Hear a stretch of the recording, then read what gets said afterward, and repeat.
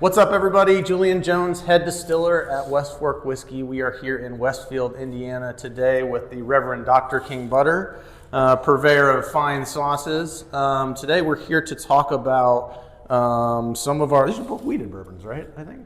High rye. High rye bourbons, that's right. We talked about this yesterday. High rye bourbons, honey finishes.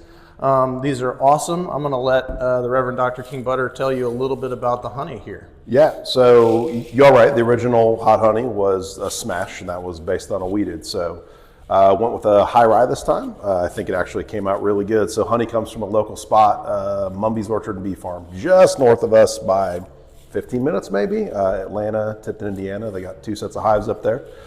Good honey, man. I've been, partnered up with them to throw in some of my sauces. All of my sauces contain that same honey. So anything I've got with honey has that honey. That's in here. We even have matching barrels of these are honey that was aged in the barrels. So when you come in to grab this, you can actually pick up the honey out there as well. It's wonderful. So it was kind of this very nice, just ecosystem of all these local businesses coming together, and I'm super stoked. It's my favorite whiskey, my favorite honey, and obviously my favorite spices. Awesome. Yeah, well, let's do a little tasting here. We're going to start off with the high rye barrel finished regular honey finish, right? So we have a regular honey finish and a hot honey finish as well. So we're going to do a tasting on that one. All right. Cheers.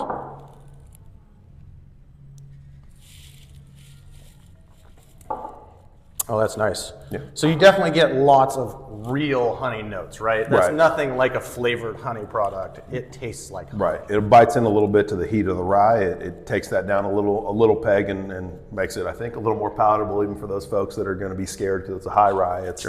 It's not that burny rye, I promise, guys. Nope. Very smooth. That is excellent. All right, let's go ahead and try the hot honey here. Oh dear.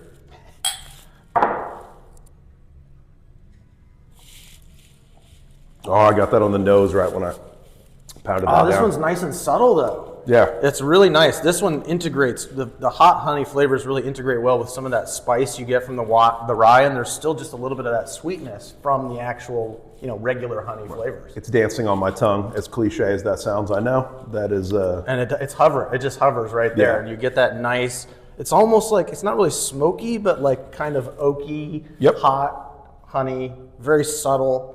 And very nice. Right, and yeah, like I said, pair that with the actual honey that's out there in the jars, and Absolutely. you're good. So we will continue to do that, right? Yep. Pair these up together so that you can try the honey at the same time. It all comes local, and again, all around, man. Local small businesses, happy to be working with you guys and do all this. This has been wonderful. Yeah, this has been awesome. Very, very, very cool. Very different, right? Right. I don't think I had a hot honey finish. I've had a lot of bourbons and whiskeys until we did one. I think I've only seen flavored or natural flavored. You guys willing to take a chance on the finished. I think we knocked it out of the park. Yeah. I'm pretty excited about this, and those of you that tried the first one, this one's right up there with it. I know that first one was amazing, but these both will stand on their own, no question. Awesome. And we will be releasing these to our bourbon group. If you haven't joined, please do early, but otherwise these are very limited. So please come get them as soon as you're able.